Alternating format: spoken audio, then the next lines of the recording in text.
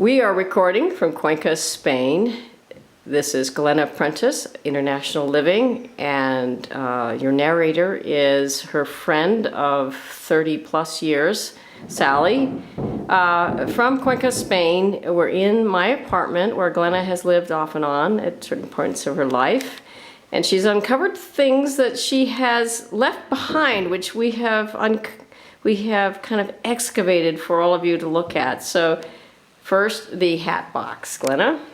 Well, this hat box comes from my sister's wedding in 1984 or 85. And I brought it with me when I moved to Spain in 1989. And it, if I do say so, is an incredible hat.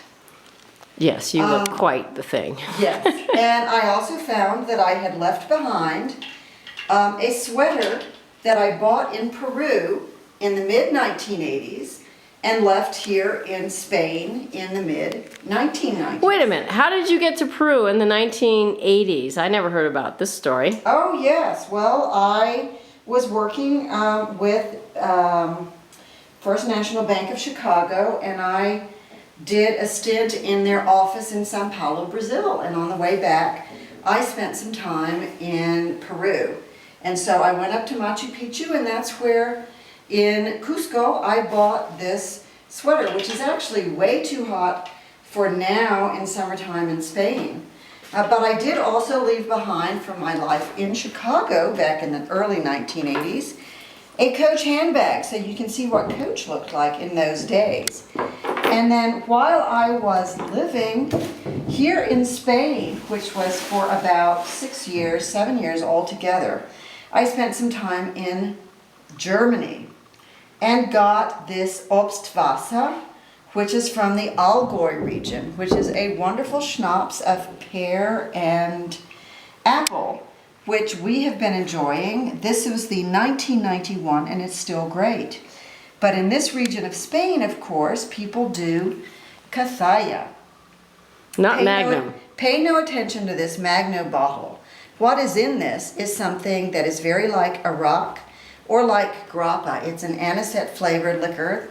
This was back in the days when people still made the hooch in their homes.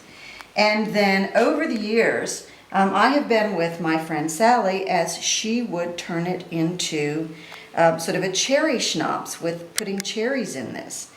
And that's what we're drinking right here. This was from 1997. And I did this very often with her myself. We have just done a new batch right here today. And this was a batch that she did without my knowledge. It is definitely inferior, and I would say that that's a reason. That was done Not with the blackberries. liqueur, just the berries. You don't want to eat the berries, but the berries liqueur were is good. awesome. Yes.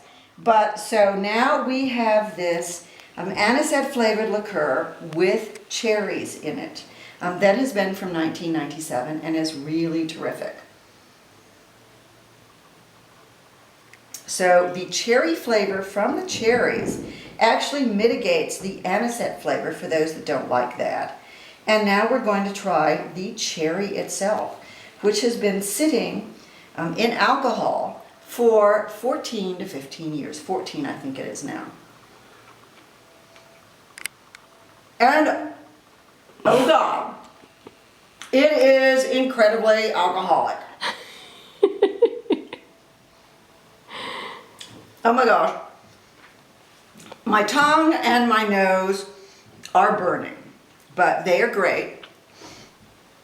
It is a vestige of our life here in Spain and very much part of living here in Castilla-La Mancha. Buen provecho.